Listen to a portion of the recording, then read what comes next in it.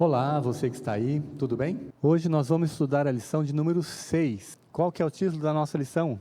Deus concede um sonho. Vamos apresentar aqui quem está com a gente hoje. Esqueci de apresentar aqui. Vamos lá, quem é? Oi, eu sou a Maitê, é minha terceira vez apresentando a lição.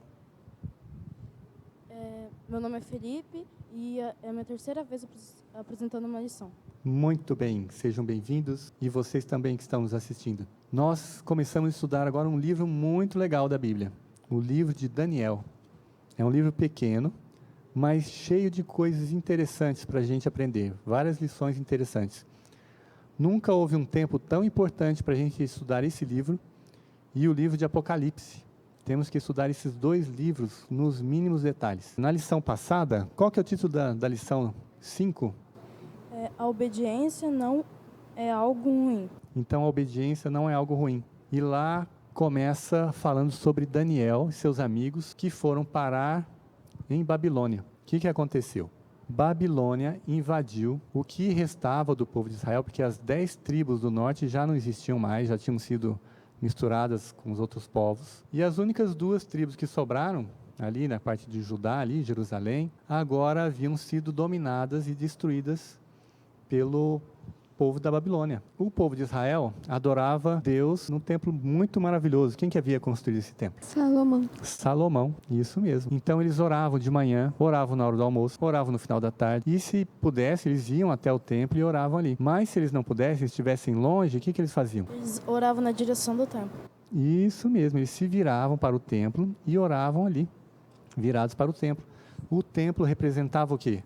A presença de Deus, a presença de Deus entre o povo. Mas os babilônicos foram lá e fizeram o que com o templo? Destruíram o templo. Destruíram o templo. Então é como se Deus não estivesse mais presente entre o povo de Deus. Olha só que coisa terrível. Isso foi como se fosse um fim do mundo para eles. E Daniel então foi levado junto com vários outros cativos para a Babilônia. E lá ele começou a aprender sobre os costumes, sobre as leis, sobre os deuses dos babilônicos. E é interessante que naquela época eles tinham que, quando havia uma guerra, um país, um reino dominava o outro. Aquele que dominava é porque tinha os deuses mais poderosos do que o que havia sido dominado. Então imagina só Daniel e seus amigos. Acho que todo mundo ficava gozando deles. Ah, você é daquele Deus que perdeu, foi destruído, o templo foi destruído. Mas eles continuavam fiéis. Eles se contaminaram com as coisas de Babilônia?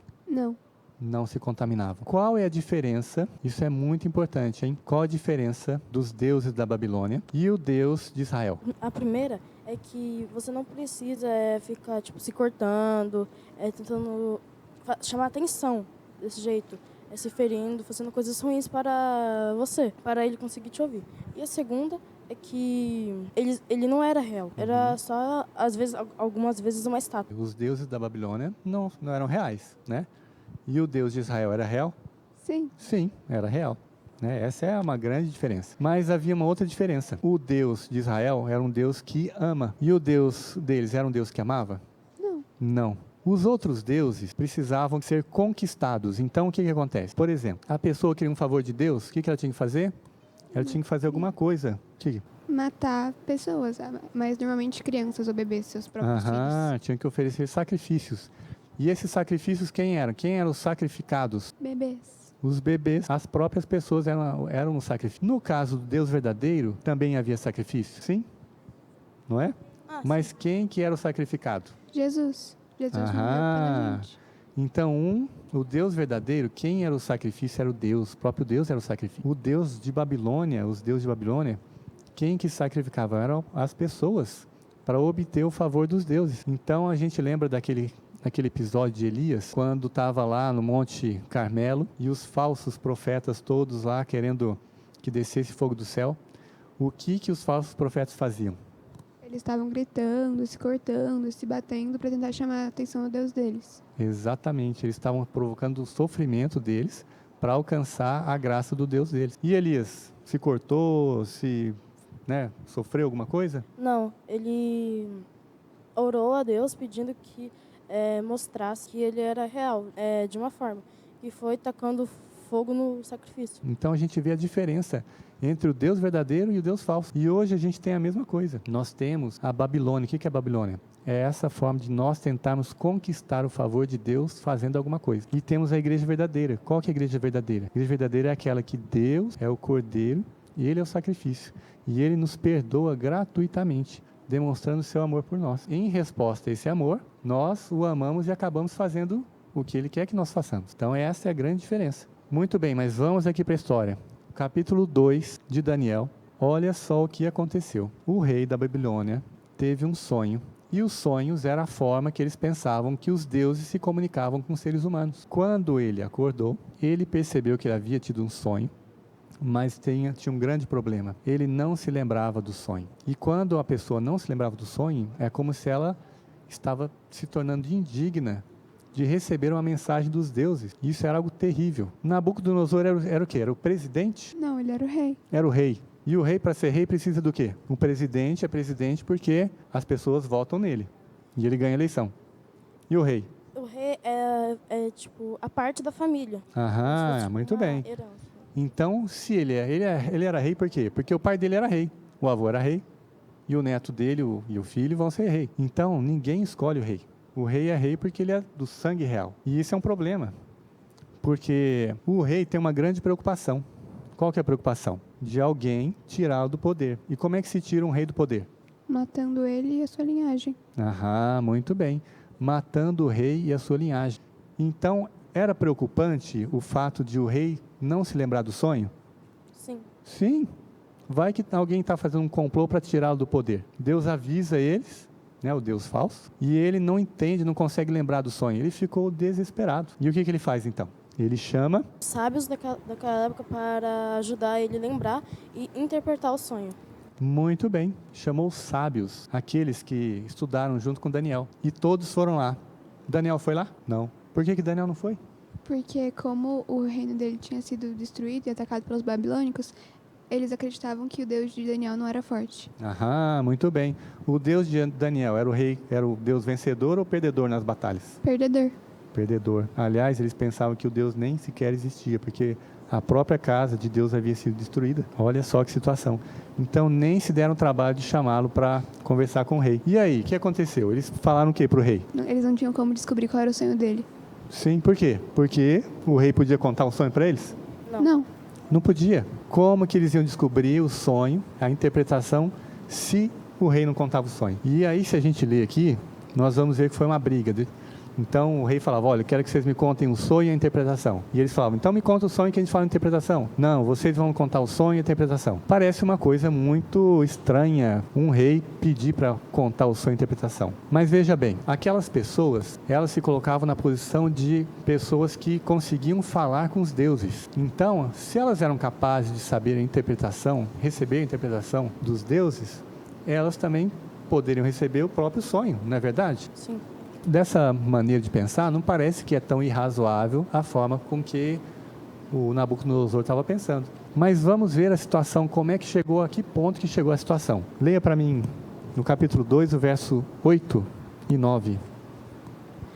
Então o rei respondeu, já descobri que vocês estão tentando ganhar tempo, pois sabem da minha decisão. Se não me contarem o sonho, todos vocês receberão a mesma sentença, pois vocês combinaram enganar-me com mentiras, esperando que a situação mudasse. Contem-me o sonho e saberei que vocês são capazes de interpretá-lo para mim. Então, o que aconteceu? Falou, vocês estão querendo um tempo para esperar que as coisas mudem. Que coisas? Que tirem o rei de lá, não é isso? Então, vocês dão uma enroladinha aí no rei, que nós vamos resolver isso aqui, mata o rei, e aí vocês ficam tranquilos. O rei estava pensando isso. Falou, eles também estão envolvidos nesse complô que vão me tirar. E ele ficou mais desesperado, e ele pensou assim, eu vou matá-los o quanto antes. E chamou um homem, que era o chefe da guarda, para executar todos, ia matar todo mundo. E o Daniel ia morrer também? Sim. Sim. Apesar de nem lá ter estado, né? E esse homem chamava-se Arioque. E o que quer dizer Arioque? Seria tipo leão? Isso, semelhante a um leão. E vocês sabem que Daniel e Leão tem mais coisa na história de Daniel e Leão, né? Então Arioque era o responsável por matar todo mundo. E ele foi lá chamar Daniel, falou, vem cá, você também não é um dos sábios? Vamos lá, chegou a sua sentença aqui. E Daniel nem estava sabendo o que estava acontecendo, falou, mas calma aí, o que aconteceu? E aí Arioque foi contar para ele, aconteceu isso, né? O rei teve um sonho, ninguém interpretou e tal, e agora ele deu a sentença de morte, e como você também é um dos sábios, você vai morrer também. E o que Daniel fez? Ele pediu para falar com o rei, daí ele foi falar com o rei e pediu tempo para que ele conversasse com Deus dele e contasse para ele o sonho e a interpretação dele. Exatamente, então ele falou, eu vou tentar conversar com o rei a respeito desse assunto. E Arioque falou, não, tudo bem, vai lá, conversa com o rei. E o rei foi solícito, ele falou, não, tudo bem, você vai interpretar? Então vai para casa, né, e interprete. E o que aconteceu? Ele foi para casa, quem estava na casa dele? Os amigos dele. Os amigos dele, eram bons amigos ou maus amigos? Bons amigos. Bons amigos. E ele contou isso para os amigos, e o que todos fizeram naquela casa? Eles se ajoelharam e oraram. Oraram, pedir para quem? A Deus Para contar. Deus. Vocês acham que eles podiam ficar pensando, vamos botar um plano aqui, ele esqueceu do sonho, a gente inventa um sonho aqui e pronto. Não, né? Eles foram lá e falaram, vamos pedir para Deus, é algo que a gente não consegue fazer, o único que pode fazer isso é quem? Deus, né? Daniel, então, naquela noite, teve o próprio sonho que Nabucodonosor teve. Ele sonhou o mesmo sonho, mas não teve apenas o sonho, ele teve o sonho e um anjo contou a interpretação daquele sonho. E ele ficou muito feliz e foi agradecer a Deus. Vamos ver o agradecimento de Deus. Está lá em Daniel 2, verso 20 e 23. E disse, vado seja o nome de Deus, para todo o sempre. A sabedoria e o poder, a ele pertence. Ele muda as épocas e as estações, destrona reis e os estabelece. Da sabedoria aos sábios e conhecimento aos que sabem discernir. Revela coisas profundas e ocultas, conhecendo o que jaz nas trevas e a luz habita com ele. Eu te agradeço e te louvo, ó Deus dos meus antepassados. Tu me deste sabedoria, poder e me revelaste o que te pedimos. Revelaste nos sonhos do rei. Então a primeira coisa que ele fez foi agradecer a Deus. E no dia seguinte ele foi lá e conversou com Arioque de novo e falou, olha, Deus revelou para mim o sonho e a interpretação. Eu preciso falar com o rei. E lá foi ele pro rei. E aí o que ele disse lá pro rei? Vamos ver, está lá no verso 25 em diante. Imediatamente Arioque levou Daniel ao rei e disse, encontrei um homem entre os exilados de Judá que pode dizer ao rei o significado do sonho. O rei perguntou a Daniel, também chamado Beltesazar, você é capaz de contar-me o que vi no meu sonho e interpretá-lo? Daniel respondeu, nenhum sábio, encantador, mago ou adivinho é capaz de revelar ao rei o mistério sobre o qual ele perguntou. Mas existe um Deus nos céus que revela os mistérios. Ele mostrou ao rei Nabucodonosor o que acontecerá nos últimos dias. O Senhor e as visões que passaram por tua mente quando estavas deitado foram as seguintes. Quando estavas deitado, tua mente se voltou para coisas futuras, e aquele que revela os mistérios te mostrou o que vai acontecer. Quanto a mim, esse mistério não me foi revelado, porque eu tenho mais sabedoria do que os outros homens, mas para que tu, ó rei, saibas a interpretação e entendas o que passou pela tua mente. Muito interessante. Então ele foi lá no rei e falou assim, olha, eu sou tão bonzão, ninguém conseguiu, mas eu sou bonzão que eu consigo. Não. Foi assim? Não. Não, de forma alguma. Ele falou, olha, eu também não consigo, assim como todos os outros não conseguiram. Mas quem que revela os sonhos? Deus. Quem revela o futuro? Deus. Deus. Então ele mostrou quem havia revelado. Deus Todo-Poderoso, o Deus verdadeiro, o Deus de Israel, ainda estava vivo. Ainda era o Deus que governa o universo. O Deus que sabe o futuro. O Deus que pode te ajudar na sua vida, né? Sabe o futuro da sua vida. E é o Deus que você pode entregar o seu coração para Ele e confiar nele. É um Deus verdadeiro. Lições que nós podemos tirar desse estudo dessa semana. Daniel, ele estava na Babilônia, ele estava com o nome babilônico, ele estava falando aquela língua, mas mesmo assim ele não se contaminou, mesmo assim ele orava 3 vezes ao dia, de joelho para o templo, mesmo que o templo não estivesse mais lá. Então, mesmo com tudo dando errado, ele ainda acreditava no Deus verdadeiro, ele ainda estava firme naquilo. Muito bem. Mais alguma lição? E também que ele demonstrou que Deus tem o poder, a sabedoria e a graça. E ele tinha bons amigos? Sim. Soube escolher? Ele Sim. morava numa república. Era ele com os mais 3 amigos, né? Então, tenham bons amigos, acreditem em Deus, confie nele. Ainda que pareça que não tem solução, Deus é sábio e Deus revela os segredos deste mundo. É isso aí, vamos orar? Querido Pai, obrigado, Senhor, por essa lição e essa história tão legal, que mostra que Daniel, apesar de ter um nome mudado, apesar de ter sido mudado para um país diferente, ele continuava no seu coração com Deus verdadeiro, continuava fazendo as coisas que Deus quer, as coisas que são do agrado de Deus. Senhor, nós queremos entregar nossos corações a Ti, que o Senhor nos dê forças para resistirmos, assim como fez Daniel. Sejamos fiéis a Ti e agradecidos por tudo que o Senhor faz por nós. Em nome de Jesus. Amém.